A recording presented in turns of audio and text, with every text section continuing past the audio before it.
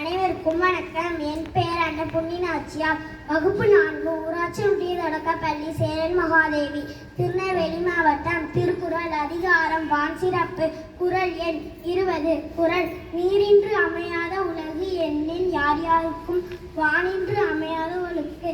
விளக்கம்: தண்ணீர் இல்லை என்றால் இந்த உலகத்தில் உயிர்கள் வாழ முடியாது. நன்றி, வணக்கம்.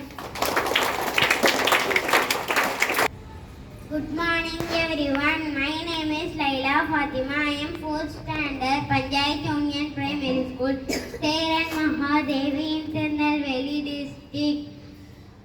Proverb: a journey of 1,000 miles begins with a single step. Thank